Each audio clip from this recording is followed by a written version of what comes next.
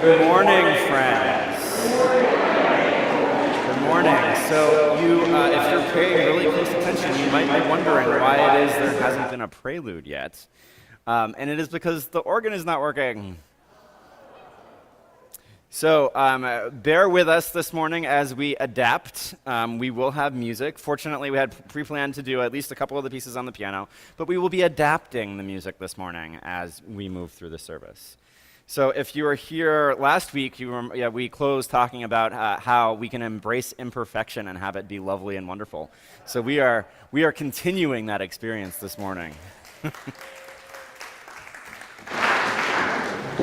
All right. I will say again, good morning. Whether you're here in person, joining us online, or watching later on YouTube, welcome to First Parish in Concord. I'm Reverend Seth Carrier-Ladd, your interim senior minister. My pronouns are he, him. If you're online, please feel welcome to participate fully in the chat. If you're here in person and have questions about accessibility or the building, please see our ushers or one of the worship leaders.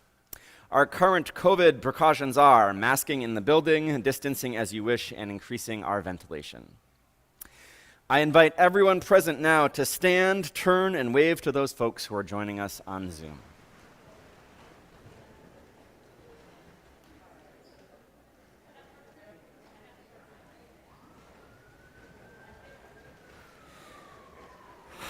However you are joining us this morning, thank you for coming. We are glad that you are here. And now we move to our call to worship with these words titled "The Heart of Our Faith" by Monica Jacobson Tennyson. She wrote, lots of sirens this morning. That's not what she wrote, though.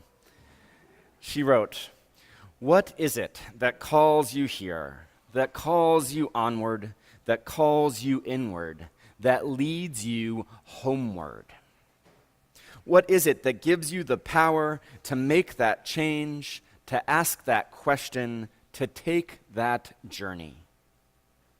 What is it that says you have done well, that asks you to learn more, that brings you to stillness, that holds you up in hard times? It is relationship, the beating heart of our faith. It begins when we share this hour, our truths, this air, and our hearts." May Jacobson Tennyson's words guide us now into this sacred time and space. Come, let us worship together.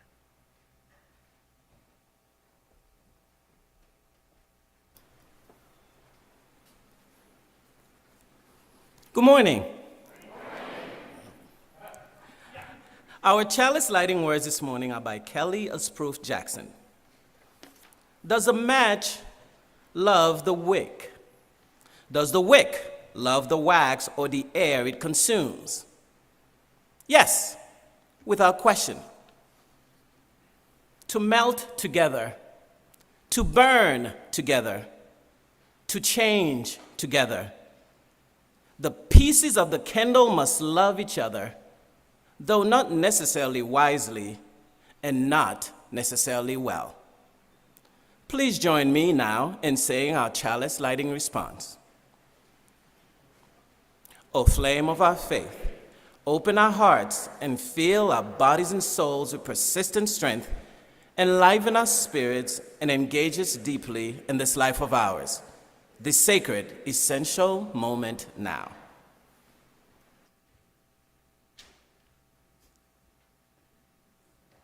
Yay.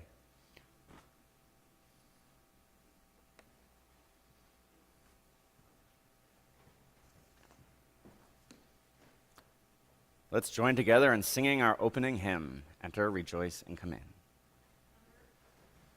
Number what? Number 361.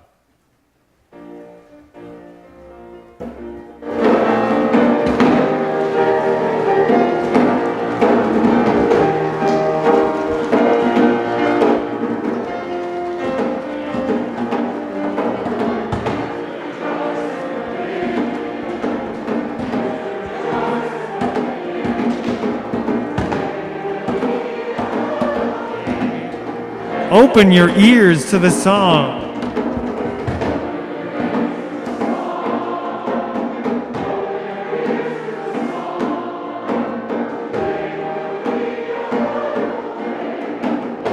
Open your hearts, everyone.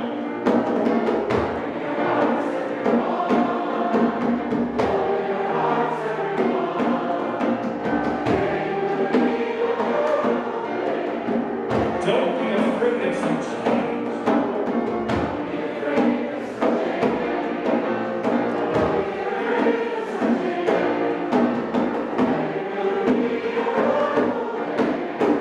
Enter, rejoice, and come in.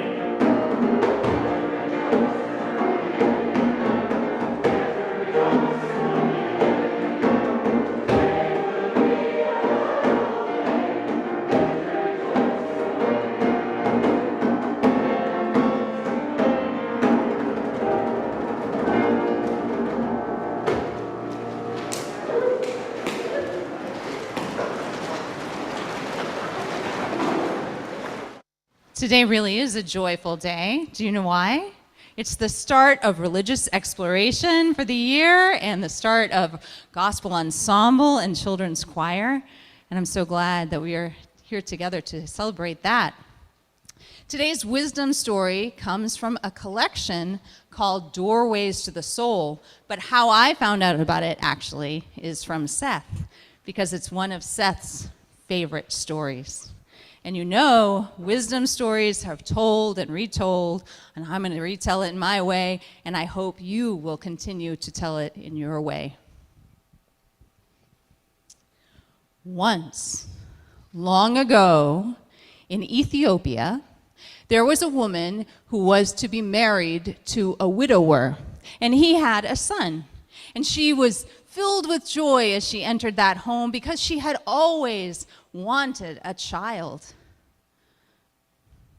But when she met the son said, "You are not my real mother." And he didn't match her affection. He refused to eat her food, and he even tore some of her mending one day, and he just could not reciprocate with every act of kindness that she offered him. Well, as you can imagine, this made her so sad and so frustrated that one day she decided to go up to the mountain to visit an old hermit who was said to be very wise. And she finally made her way up the mountain, and she sort of stumbled into his hut, and she said, "You must help me. My stepson, I need to have him love me. You must make me a potion so that he will love me the same way that I love him." You know, hermits take their time to answer. They kind of stroked his beard for a while. He said, "I hear you, and perhaps I can help you. But before I can help you, you need to bring me the whisker of a living lion." Well, that wasn't what she expected. But she was determined, and on her way home, she thought about it, and that very night, in the cover of darkness, she crept out of their hut while the family was sleeping, and she went to the edge of the village, and she crossed the desert until she came to this rock where she knew, or she'd heard, that a great lion was living. And she'd brought with her this bowl of meat. And she was terrified. But she took the bowl of meat and she set it down, and then she ran back home. And the next day at night, she did the same thing. With her bowl of meat, she crept closer to where she had thought she'd seen a lion, and she dropped the meat and she ran back home. And this went on for quite some time, weeks and weeks and weeks and weeks. But each time she felt a little more certain, and the lion seemed to also be a little more more careful and coming closer because it was eating the food that she had brought. And then one day, after a long time, the woman brought the bowl and she came closer and closer. And she set it down and then she ran back home.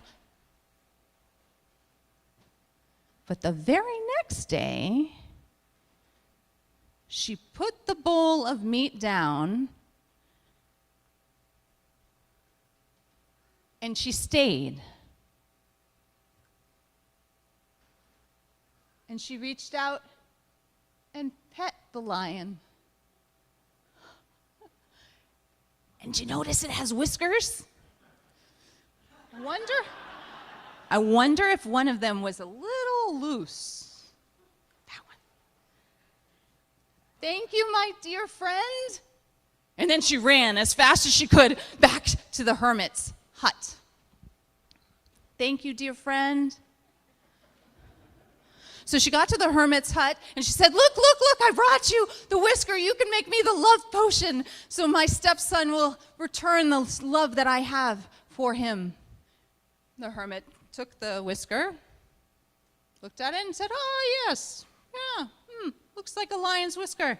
He threw it on the fire.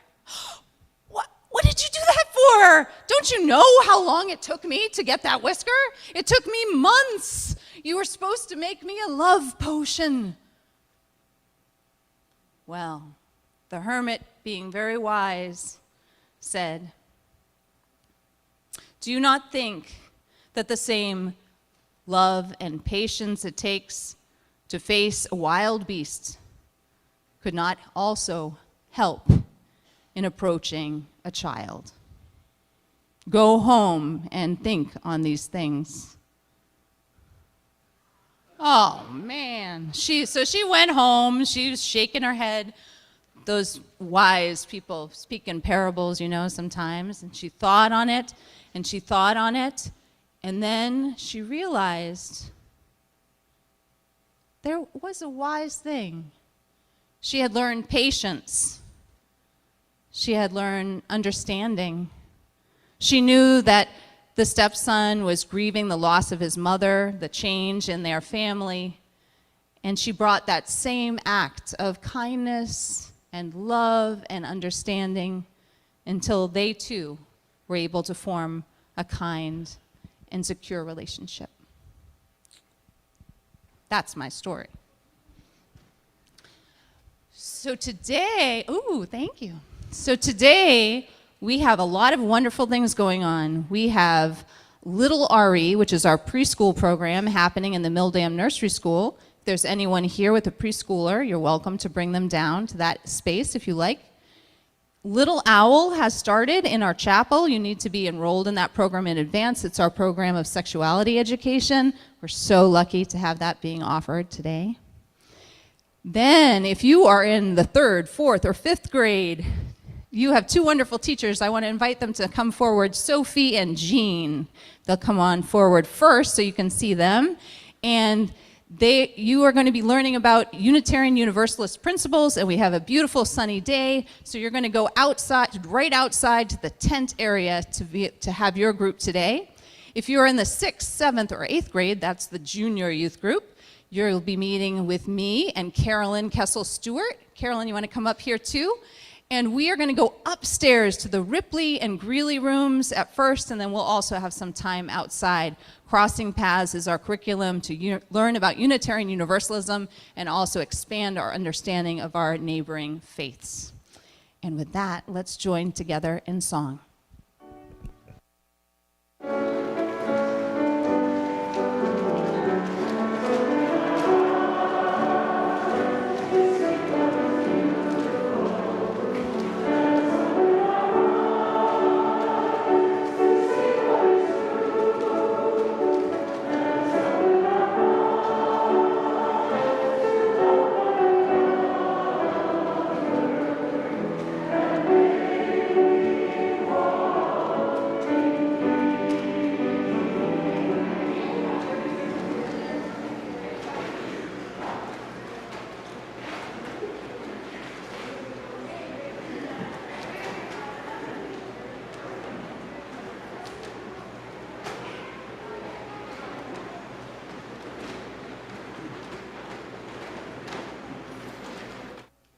Our reading this morning is from Rabbi Harold Kushner's book, When All You've Ever Wanted Isn't Enough. He wrote, I was sitting on a beach one summer day, watching two children, a boy and a girl, playing in the sand. They were hard at work building an elaborate sandcastle by the water's edge, with gates and towers and moats and internal passages. Just when they had nearly finished their project, a big wave came along and knocked it down, reducing it to a heap of wet sand. I expected the children to burst into tears, devastated by what had happened to all their hard work. But they surprised me. Instead, they ran up the shore away from the water, laughing and holding hands, and sat down to build another castle. I realized that they had taught me an important lesson. All the things in our lives, all the complicated structures we spend so much time and energy creating, are built on sand. Only our relationships to other people endure. Sooner or later, the wave will come along and knock down what we have worked so hard to build up. When that happens, only the person who has somebody's hand to hold will be able to laugh.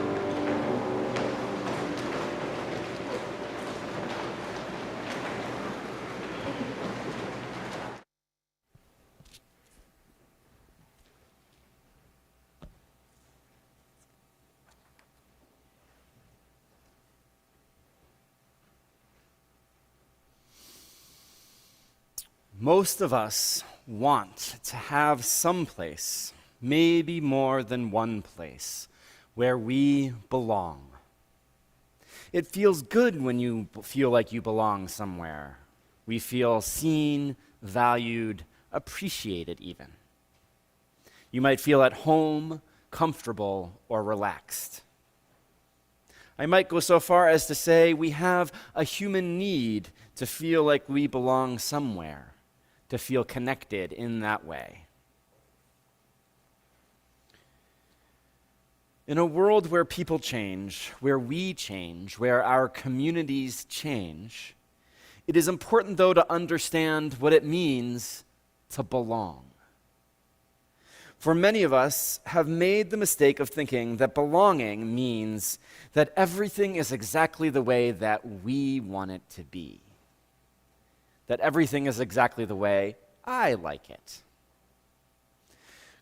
Now, contrary to what our increasingly personalized culture and commercial experiences might tell us, belonging, as it turns out, is not dependent on having everything tailored to fit your needs. Belonging, according to researcher and author Brené Brown, belonging is about being accepted for who you are. When you belong, you get to be you. In contrast, fitting in is about being accepted for being like everyone else. When you are fitting in, you have to change your behavior or your clothes or your persona to be like other people. When you belong somewhere, you want to be there and they want you. When you fit in somewhere, they don't usually care one way or the other. And so as we think of belonging, as of getting to be you and being welcomed and appreciated for being you, where is a place that you feel like you belong? And then, as you think of that place, how does it make you feel to know that you belong there?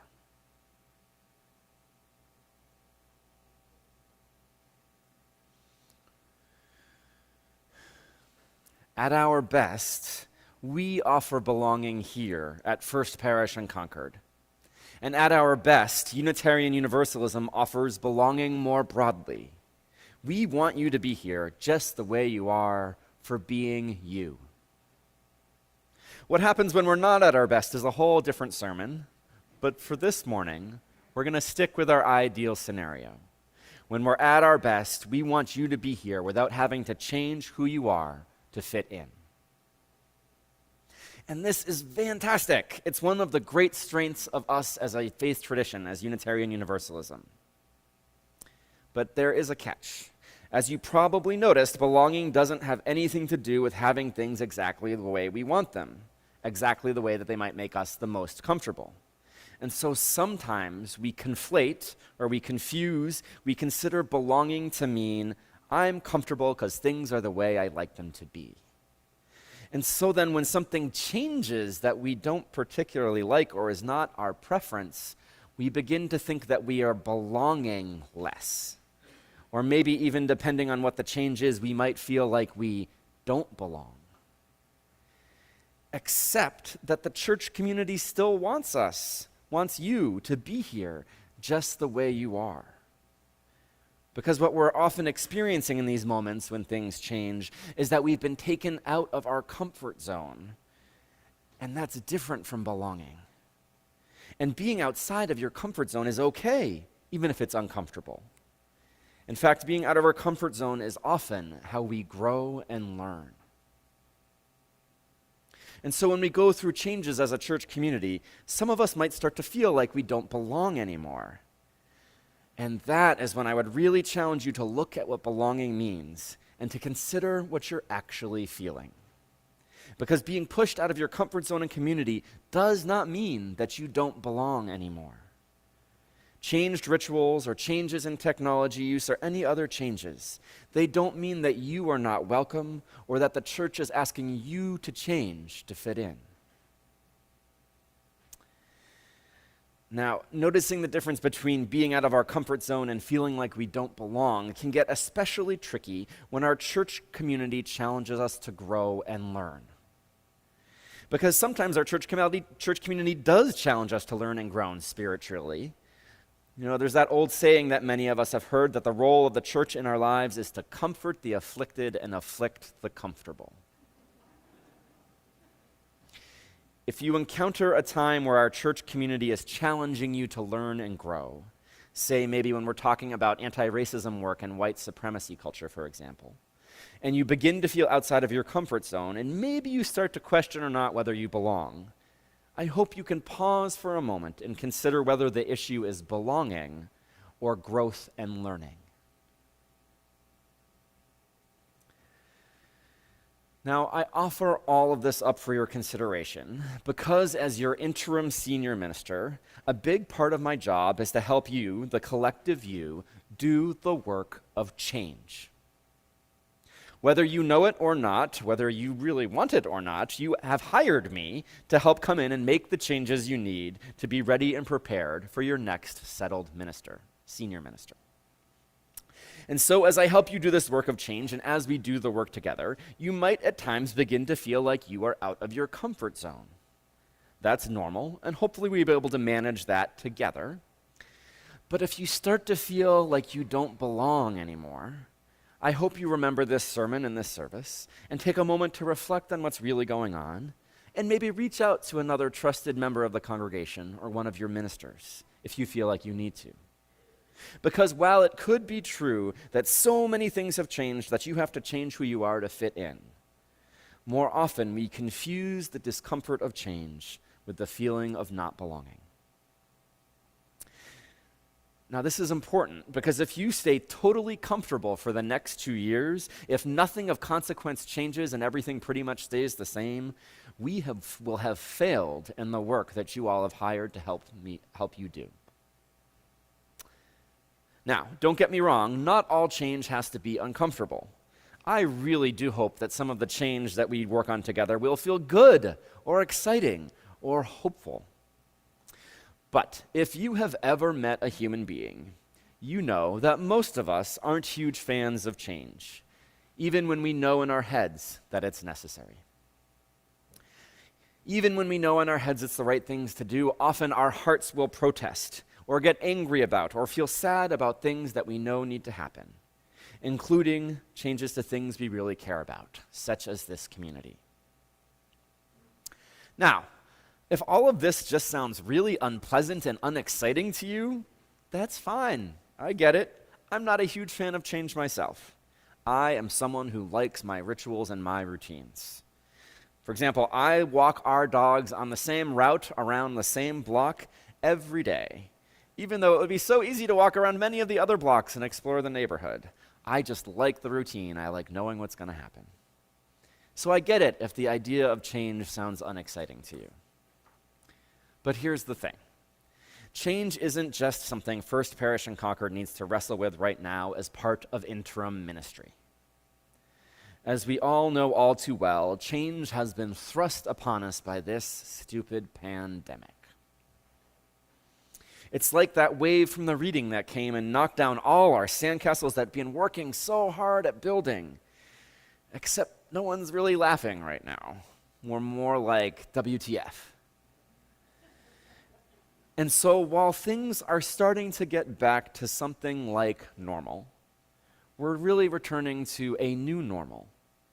And so whether we go and build a sandcastle in a new spot, or whether we stay in the same spot and work on rebuilding from the foundations of the castle that was already there, we can never rebuild the sandcastle exactly the way it was before.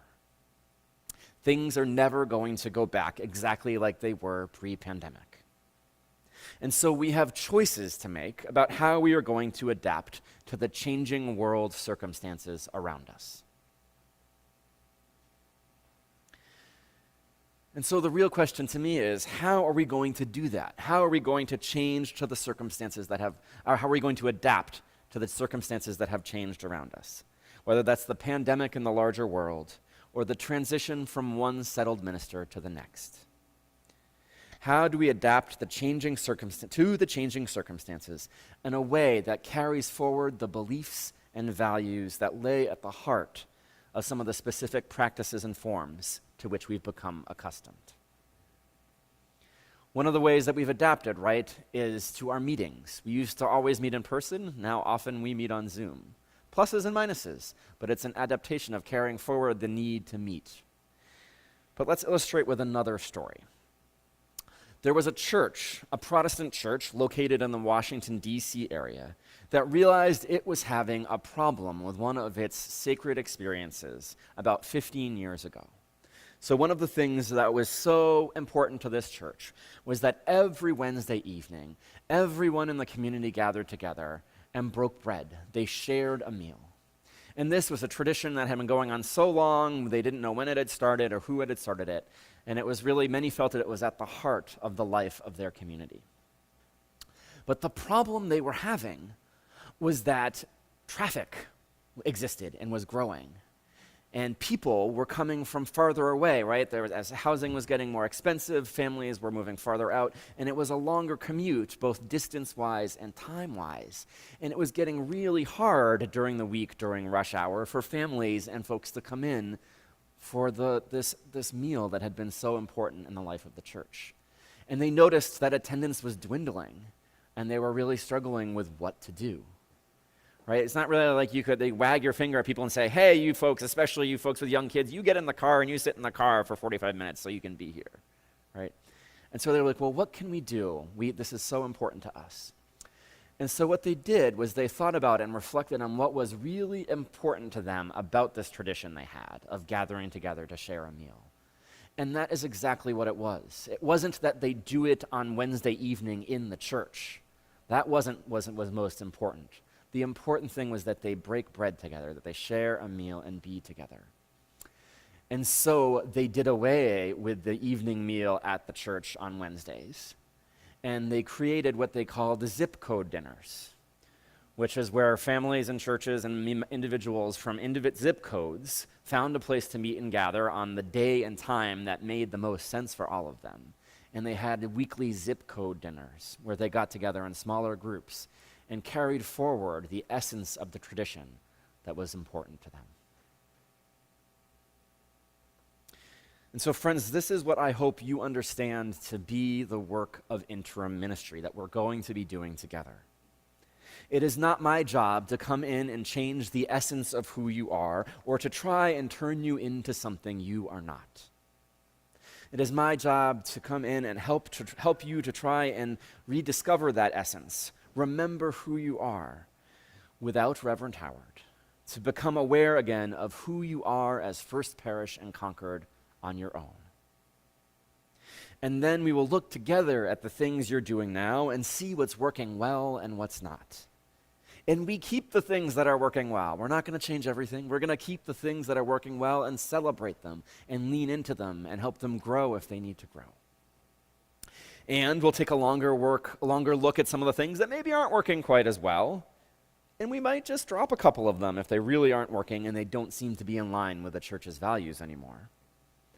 And then we'll look at those things that are in line with our values but aren't working in their current form. And we'll see how we can, like that church in D.C., we'll see how we can carry forward the essence of what's important about them, while maybe changing the form or practice to meet the current challenges and needs of the community. And friends, this is not just church work. It is also our collective work as well. The pandemic has caused changes, has shined a light on parts of our country and culture that aren't working so well. And so this is also our task more broadly, to let go of or transform things that aren't in line with our values, and to find new ways to carry forward those practices and institutions that are in line with our values, but whose form or expression need to change. And so as we undertake this work together, both in our church community and in the broader world, there are two things that will be required of us. Well, there's probably a lot of things, but I'm gonna just share two of them. First, like the mother in our wisdom story this morning about the lion's whisker, we will need to be patient. Change in church does not always go quickly. You all probably know that. And change in the country, it also doesn't happen overnight. We will need to be patient and we will need to bring love and care into the equation. Because we will have times where we feel uncomfortable with the change, even if we know it's the right thing to do. And we will need to be patient and have love and care in our hearts, because even if I am okay with a particular change, other folks might not be, you might not be. And we're going to need to talk with one another and talk about why we're doing it and talk about the essence that we're trying to carry forward with patience and love and care so that we can walk on this path together and move forward into the place that we need to be. And then second, in addition to a parent's patience, love, and care, we will also need to rely on each other. As we heard from Harold Kushner in our reading earlier, all the things in our lives, all the complicated structures we spend so much time and energy creating, they are built on sand. Only our relationships to other people endure. Sooner or later, the wave will come along and knock down what we have worked so hard to build up. When that happens, only the person who has somebody's hand to hold will be able to laugh. Now, I'm not sure laughing is always going to be the appropriate response. I might change that to only the person who has somebody's hand to hold will always be able to be resilient. But the point remains, we are going to need each other as we go about this work of adapting to the changing circumstances around us, as we go about this work of making the changes needed in this community. We're going to need each other. You are going to need one another. Because change is hard. Change is hard, and we can help ease its transition when we remember what's essential to carry forward as we change from all church dinners to zip code dinners. As we make these changes, relationship is one of those essential things we carry forward. My dear friends, whether you are happy about it or not, things will continue to change. This community will continue to change. The world will continue to change. My job is to help you, to help us be intentional about the change process these next 2 years, and to make sure that we together are guiding the changes and directions that are in line with your beliefs and values. I hope you will come with me on that journey, and if it's not willingly, I'll take it grudgingly. But most of all, I hope that as we travel together these next 2 years, that you can live with the occasional discomfort without losing your sense of belonging here. Because no structural change can change the fact that we want you to be here just for who you are, just because of who you are. We might challenge you along the way, we might ask you to learn and grow alongside us, but we love and value you. You, challenges or not, you belong here. Amen.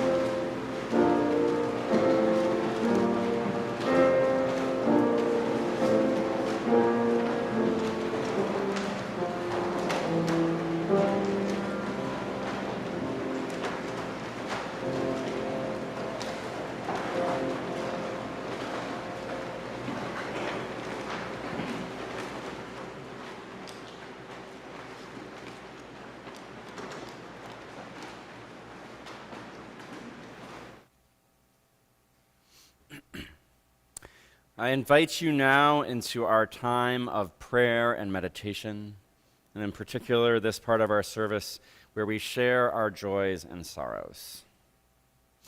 Our parish joys and sorrows this week are as follows. On a picture-perfect day with great meaning, joy, and celebration, Kathy T's son, Miles, was married to Amanda on September 3rd after years of postponements. Regina and Jeff C. welcomed their first grandchild on September 12th. Juniper Jane, born to Sam and Sophie in Brooklyn, is adorable and doing beautifully. Everyone is thrilled. Linda R. has a very bad cough as she continues to recover from her respiratory condition. She has moved from Emerson to Care 1. Linda welcomes cards and messages, but not calls right now because, coughing, talking. And so now I ask, who else is on your heart and mind? I invite you to call their names aloud or type them into the chat now.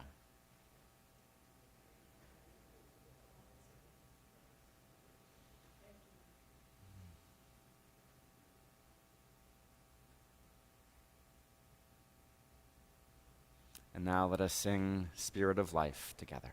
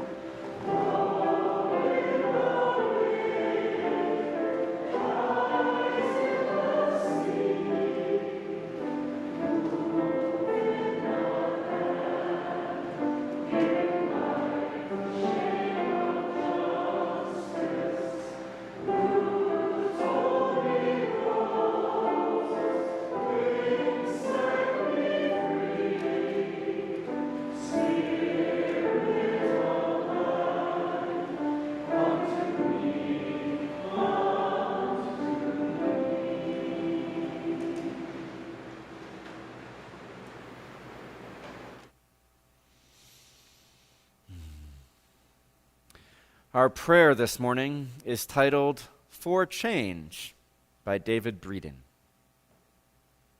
For the setting sun from an airplane window, for the rising sun from a train window after riding all night, for the rising sun and setting sun in directions that feel foreign, for the sunlight even when we are lost. For the times the heart has longed to be alone. For the times the heart has ached for another. For leaving in fear. For leaving in hope. For the way home and the way away. For the windows and the suns we have seen. For the windows and the suns we will see. For memory and forgetting, for the change that is our lives.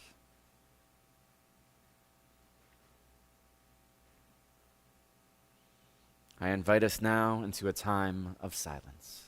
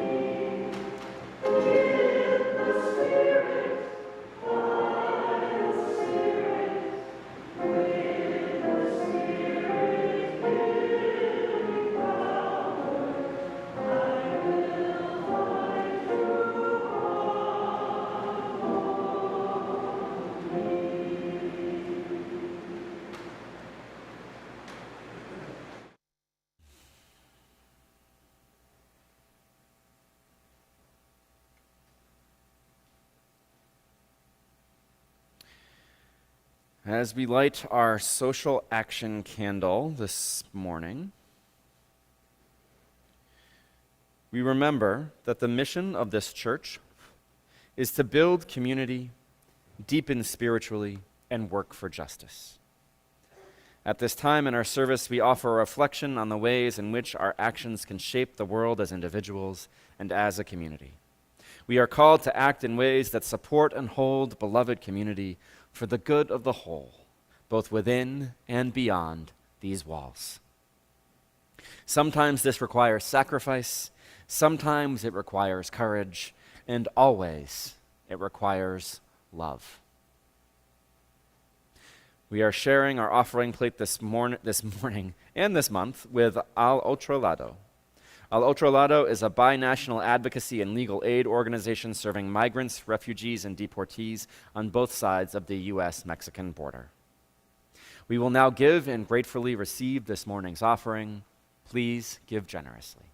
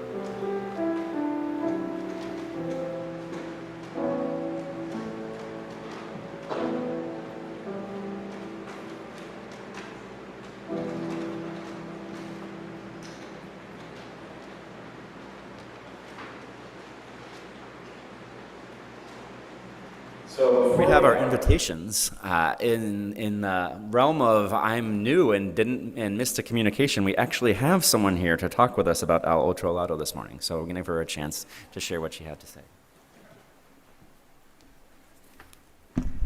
Good morning. My name is Nancy Kerr. I'm a member of the Immigration Justice Task Force here at First Parish. Our committee formed in the winter of 2017 to educate ourselves and our fellow parishioners and to seek ways to take action in response to the mounting immigration crisis in our country. This crisis has not abated, and thus we are happy to welcome new members to our task force. This month, the Share the Plate recipient is Al Otro Lado. Today, 4 years after our ex-president began his attack on migrants, there are still about 280 children separated from their families. Their parents were deported while the children remained here in detention, some still in diapers. U.S. Customs and Border Control agents would often take a child, promising only to give that child a bath, but that would be the last time the family was together. Al Otro Lado, which translates to the other side, is working to bring those families back together through a humanitarian parole program that brings estranged parents to the United States to reunite. UUSC is working alongside Al Otro Lado to provide volunteer support for these families. After more than 3 years apart, the trauma and the damage to the parent-child relationship is not quickly undone, and migrants do not immediately receive work permits. making it nearly impossible to be financially stable upon arrival. Heather Cox Richardson wrote yesterday about our complicated immigration system. She summed it up by saying, migrants need safety, the United States needs workers, our processing systems are understaffed, and our laws are outdated. Imagine how hard it is for anyone to pack a single backpack and take the risks to cross the border to hope for a new life, only to lose a child in the journey. Your extra donation today in the offering plate is one way to help heal their pain, the pain inflicted on these families. Thank you for giving these families another chance.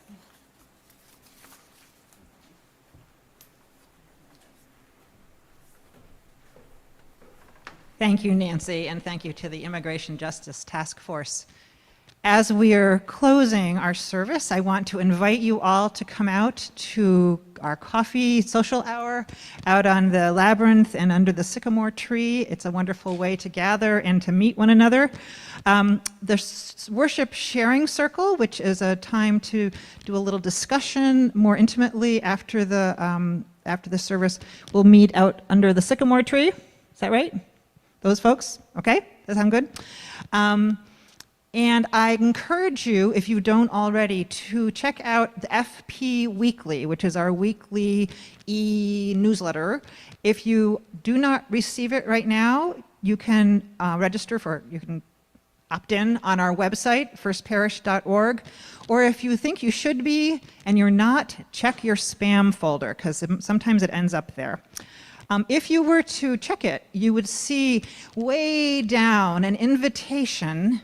I'm taking a point of privilege here, an invitation to submit suggestions for a hymn sing service we are doing in October, in the middle of October.